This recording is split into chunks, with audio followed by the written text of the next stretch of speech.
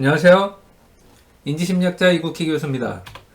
오늘은 억지 웃음 불행 시작, 억지 웃음이 아닌 웃을 일 만들기 이 얘기를 좀 해보겠습니다.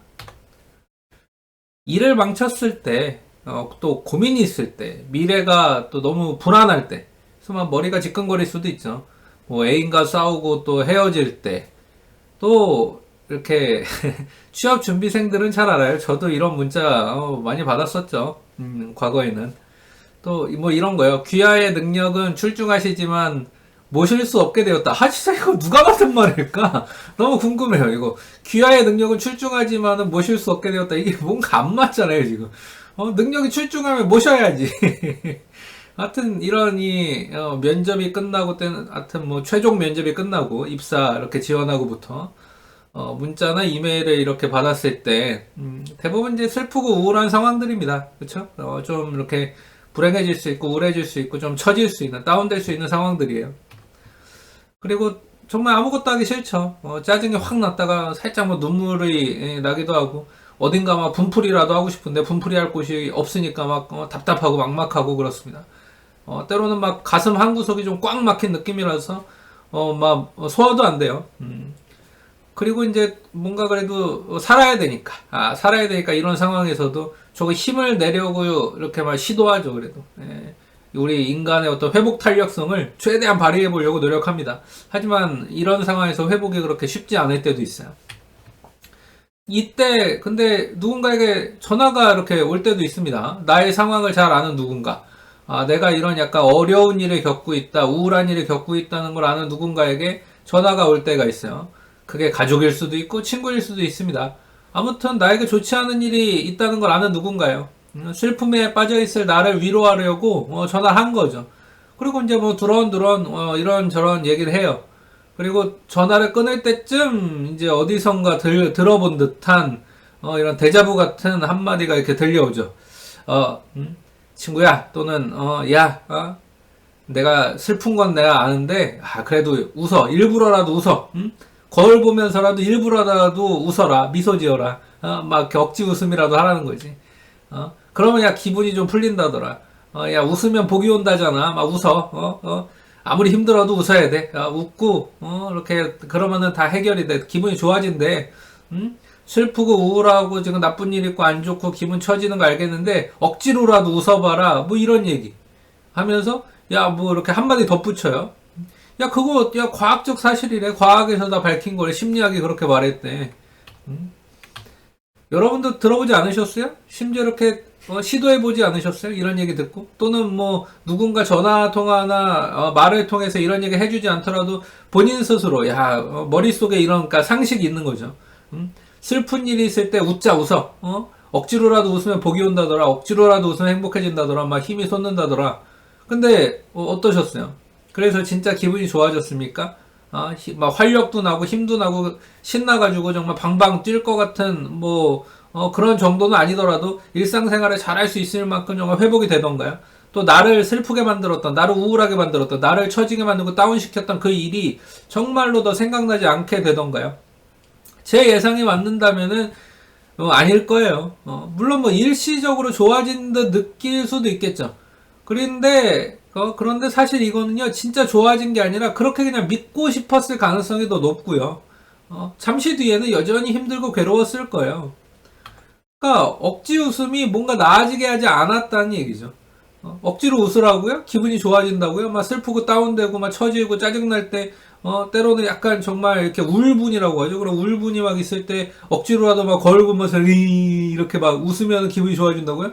으이 진짜 이것처럼 잔인하고 비과학적인 말이 없어요.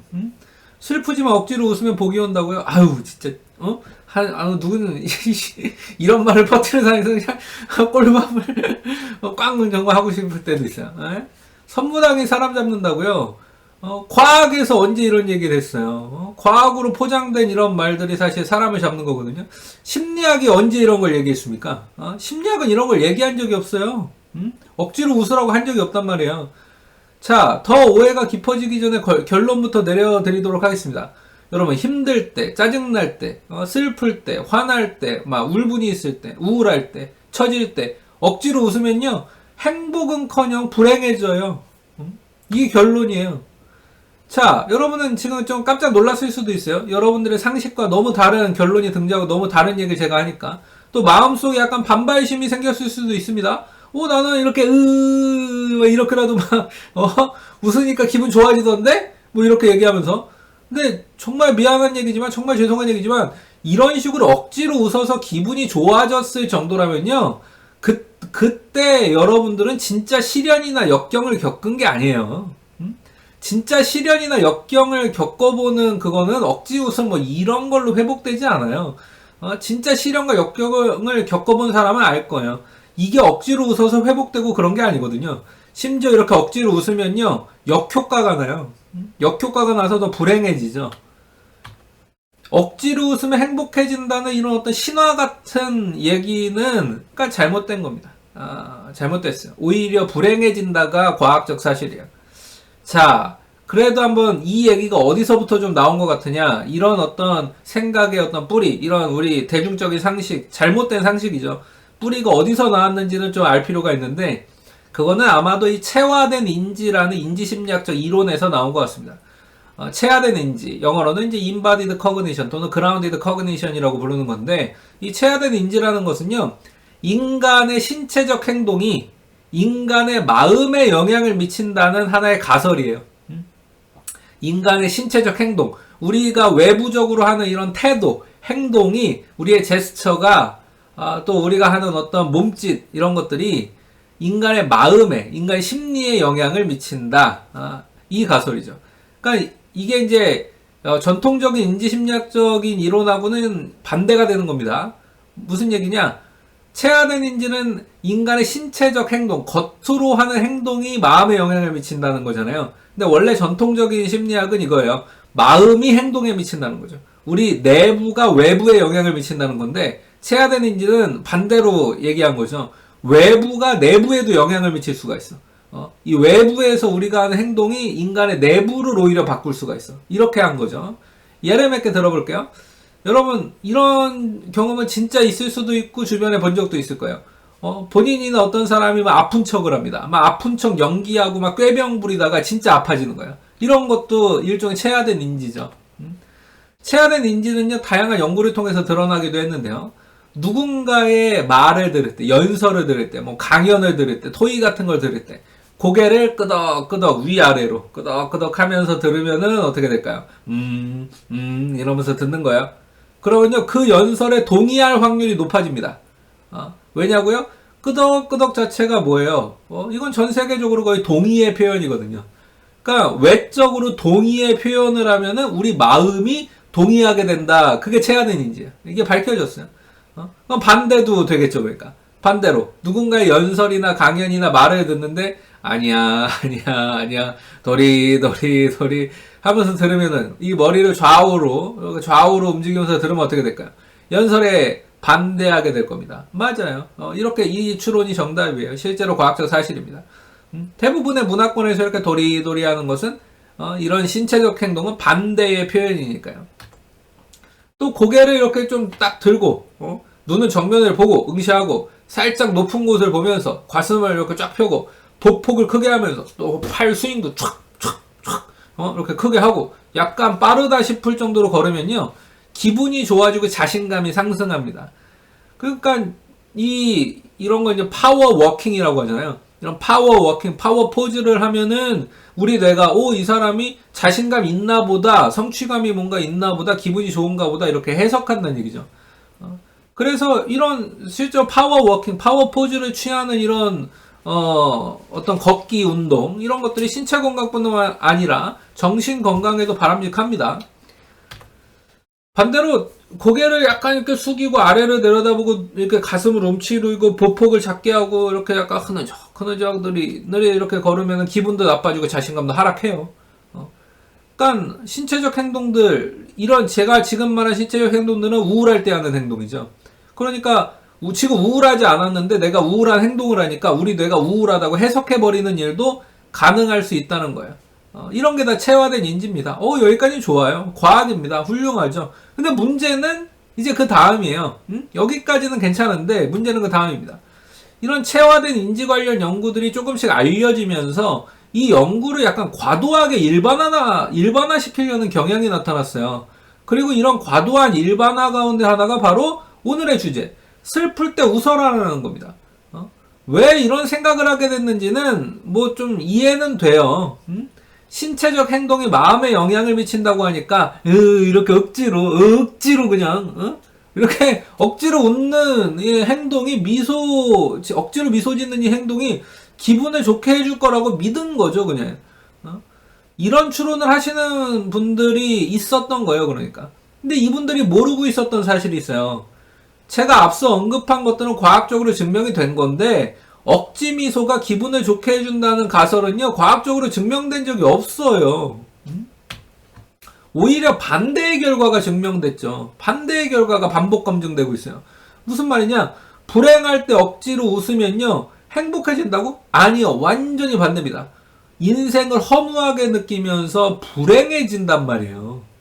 이게 연구 결과예요. 불행할 때, 슬플 때, 낙담했을 때 억지로 웃으면요, 행복해지기는커녕 불행해집니다. 심지어 불행할 때 억지로 미소 짓는 횟수가 증가할수록 불행의 정도는 더 커져요. 억지로 웃는 빈도가 높아질수록 더 불행해진단 말이에요. 이건 웃음에 대한 우리 개인의 신념 같은 것이 더 강력한 영향을 미친다는 얘기입니다. 행복할 때 웃는 사람들은요, 웃는 빈도가 많을수록 행복해져요. 행복할 때 웃기 때문이죠. 근데 웃어야 행복하다, 이건 잘못된 신념입니다. 그러니까 우리는 이 감정적인 표현은 자연스러워야 된다는 얘기예요. 웃어야 행복하다는 게 아니에요. 행복할 때 웃어야지. 근데 웃어야 행복하다는 이런 잘못된 신념, 대중적인 상식이죠. 그러니까 잘못된 오해를 가진 사람들은 많이 웃을수록 불행해졌어요. 이런 연구도 있어요. 그러니까 왜 그랬을까요? 불행할 때 억지로 웃었기 때문에 불행할 때 억지로 웃은 거잖아요. 이미 불행할 때 억지로 웃은 거기 때문에 웃는 것 자체가 불행하다는 신호를 계속 주거든요. 이 친구가 웃네? 이 친구는 불행할 때 웃던데, 나쁜 일 겪었을 때 웃던데. 그러니까 오히려 우리 뇌가 잘못된 신호를 받는 거예요. 웃음 자체가 즐거움의 신호로 받아야 되는데, 그래서 행복할 때 웃어야 되는 거거든요. 근데 반대로 자꾸 불행할 때 웃어버릇하고 억지로 웃어버릇하니까 얘 지금 불행하구나, 이렇게 더 침체되는 거죠. 그래서 여러분 이걸 아셔야 돼요. 체화된 인지라는 건요, 적용되는 곳이 있고 아닌 곳이 있어요.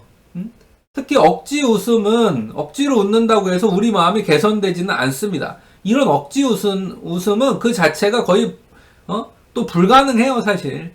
우리가 진짜로 웃을 때는요, 이 입 주변의 근육뿐만 아니라 이 눈 근육도 움직이거든요.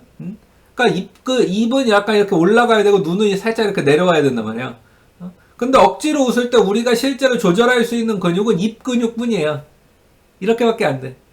저는 지금 억지로 웃는 거예요. 눈은 안 웃고 있잖아. 입만 웃고 있잖아. 이게 억지 웃음이거든. 근데 여러분들이 억지로 웃을 때는 대부분 억지 웃음이니까 입밖에 안 움직여요. 진짜로 웃을 때만 이 눈 근육이 움직이는 거거든요. 이게 조절이 안 돼요. 눈 근육은 우리가 조절할 수 있는 근육이 아니에요. 훈련한다고 되는 게 아닙니다. 그러니까 우리가 억지 웃음과 진짜 웃음을 우리 뇌는요, 명확하게 구분할 수 있다는 얘기예요. 그래서 다시 말씀드리죠. 억지 웃음은 역효과가 납니다. 얘가 지금 입만 웃고 있어? 눈은 안 웃어? 얘 지금 억지 웃음이네. 불행한 상태구나. 그렇게 오히려 시그널을 잘못 받아버린단 말이에요. 그래서 여러분 행복할 때 웃어야지 불행할 때 억지로 웃으면 안 됩니다. 자, 그럼 어떻게 해야 되냐? 제가 사실 아까 이미 좀 얘기한 게 있어요. 슬플 때 가만히 있지 말고요, 운동을 하세요. 파워워킹 이런 걸 진짜로 해야죠. 어떻게 웃을 일을 만드는 거예요. 웃을 일을 기분 전환을 해야죠. 억지로 웃는 게 아니라 웃을 일을 만들어서 웃어야 돼요. 내 자존감을 높일 수 있는 활동을 실제로 하면서 웃게 돼야 돼요. 자연스럽게 분위기 전환할 수 있는 곳으로 가야죠. 즐거운 일을 만들어야죠. 쉽게 몰입할 수 있는 어떤 일을 해야죠. 아주 단순 작업, 아니면은 아주 작게 성취감을 느낄 수 있는 것 중에 제일 좋은 게 내 방 청소 같은 거 아니겠어요? 또 우리 집 화장실 청소 같은 거 하면서 와 깨끗하다, 그런 느낌하고 확 받고, 그렇게라도 하면서 빨리 기분 전환하고 성취감을 맛봐서 웃을 일을 만들어야죠. 아니면 신나는 음악을 듣거나 독서를 하거나 즐거운 코미디 영화를 보거나 스포츠 경기를 보거나 아니면 내가 하거나, 그러면서 이렇게 주의를 다른 곳으로 돌려야 됩니다. 맛있는 음식을 먹는 것도 좋아요. 맛있는 음식을 먹으면서 자연스러운 미소를 짓게 돼야 되겠죠. 억지로 웃는 게 아니고요. 근데 단 한 가지, 이거는 하지 말아야 되는 거예요. 지금 제가 언급한 것들은 다 하면 됩니다. 근데 이거는 제발 좀 하지 마세요. 억지로 웃는 거. 억지로 웃는 거 하지 마세요. 이거는 절대 하지 마세요. 억지 웃음은요, 여러분을 더 허무하게 하고 불행하게 만들 겁니다. 슬플 때는 억지로 웃지 마세요. 슬플 때 웃으면은 복이 온다? 아니요. 슬플 때 웃으면 화가 옵니다. 슬플 때는 웃지 말고 웃을 일을 만드세요. 억지 웃음은 불행의 씨앗입니다. 네, 오늘은 이렇게 억지 웃음 불행 시작 이런 얘기를 좀 해봤습니다. 지금까지 인지심리학자 이국희 교수였습니다. 감사합니다.